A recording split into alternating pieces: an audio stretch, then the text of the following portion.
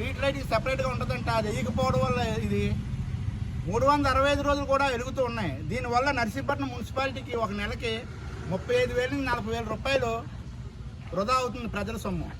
దీన్ని పరిష్కరించడానికి మేము ఈరోజు స్థానిక ఎలక్ట్రికల్ డిపార్ట్మెంట్ గారిని కలవడం జరుగుతుంది, మెమరాండం కూడా ఇవ్వడం జరుగుతుంది.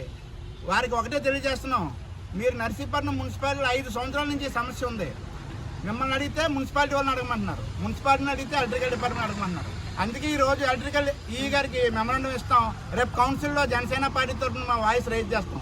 కాబట్టి ఒక నెల రోజుల్లో మీరు సమస్యను పరిష్కరించినట్లయితే మేము మళ్ళీ వచ్చి మిమ్మల్ని గెరావ్ చేస్తామని చెప్పి మేము నర్సీపట్నం జనసేనని సూచిస్తున్నాం. మీరు ఒకటే ఆలోచించాలి, అధికారుల నిర్లక్ష్యం ఎందుకు? 5 సంవత్సరాల నుంచి నర్సీపట్నం 20 లక్షల రూపాయలు వృధా అయింది. ఆ థర్డ్ వారికి ఎంత ఖర్చు అవుతుందని మేము ఆరాధిస్తే 1 లక్ష రూపాయలు ఖర్చు అవుతుంది. మీరు 1 లక్ష రూపాయలు ఖర్చు పెట్టకపోవడం వల్ల 20 లక్షల రూపాయలు ప్రజాధనం వృధా అయింది. ఎంత ఎనర్జీ పవర్, కరెంటు కూడా ఎంత వృధా అయింది. కరెంటు ఎంత కష్టపడి మన గవర్నమెంట్ తీసుకొస్తుంది. అధికారులు ఎందుకు ఇంత నిర్లక్ష్యంగా ఉన్నారు? మొన్నే చూసాం, అధికారుల మీద దాడులు జరిగితే మా జనసేన పార్టీ అధినేత పవన్ కళ్యాణ్ గారు ఎలా స్పందించారో. మీకు ఎంత అండగా జనసేన పార్టీ నిలబడుతుందో మీరు సరిగా పనిచేయకపోతే అంతా గట్టిగా నిలదీస్తామని చెప్పి మేము నర్సీపట్నం జనసేన పార్టీని సూటిగా అడుగుతున్నాం. మీరు ఒక నెల రోజుల్లో కానీ ఈ సమస్యను పరిష్కరించకపోతే కూటమి నాయకుల దగ్గరికి, మా అధినేత దగ్గరికి కూడా ఈ సమస్యను తీసుకెళ్లి ఇది తీవ్రతరం చేసి సమస్య పరిష్కారం అయ్యే వరకు జనసేన పార్టీ నుంచి మేము పోరాడతామని చెప్పి ఈ సందర్భంగా తెలియజేసుకుంటూ సెలవు చేసుకుంటున్నాం. జై జనసేన.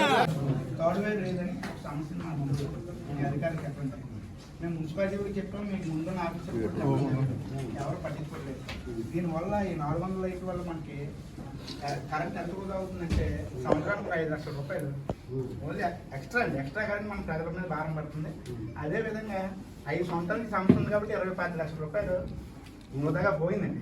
ఇక నుంచి డబ్బు మనం ఆదా చేయాలంటే తమలాంటి పెద్దలు ముందుకు వచ్చి ఈ సమస్యను సాధ్యమైనంత త్వరగా పరిష్కరిస్తే మన ప్రజలకు ఎంతో మంది మంచి చేసినట్లు అవుతుంది. డెఫినెట్గా మీరు మాకు సహాయం అందిస్తారని చెప్పి మేము నర్సీపట్నం జనసేన పార్టీ నుంచి మేము ముందు పెట్టడం జరిగింది. తిరిగి ఉన్నాను మొత్తం Subbareddipalem, BC colony, SC colony, Ayyan colony, Ayyanpalem, 9వ వార్డు మొత్తం ప్రతి దగ్గర కూడా సమస్య ఉంది. అందుకే ఫోటోలు తీసుకుని మేము ముందు పెట్టండి.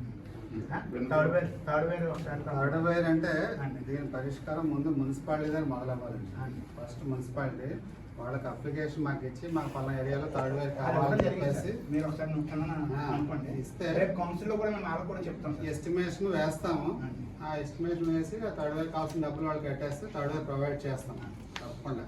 లేదు అంటే మున్సిపాలిటీ అండి వైర్ లేకుండా అలా లైట్లు తగిలించుకోవడం తప్పది.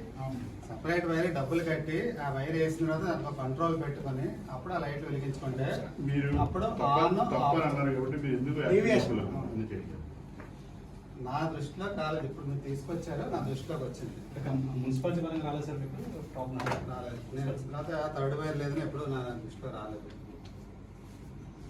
దాని మీద యాక్షన్ తీసుకుంటారా? తీసుకుంటే ఈ సమస్య పరిష్కారానికి ఒక మార్గం, సమస్యను పరిష్కరించాలి తప్ప యాక్షన్ తీసుకోవడానికి పరిష్కారం కాదండి. ఇప్పుడు కూడాను సమస్య పరిష్కారం ఎప్పుడైనా సరే ఒక తప్పు జరిగింది అనుకోండి, 4 దెబ్బలు వేస్తే పరిష్కారం అవుతుంది. ఎప్పుడన్నా దానికి అలా జరగకుండా ఉండాలంటే ఏం చేయాలన్నది చూడాలి. ఆ విధంగా పరిష్కారం చేస్తే శాశ్వత పరిష్కారం ఉంటుంది.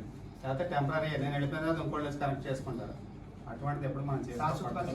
అదే చేద్దాం తప్పకుండా.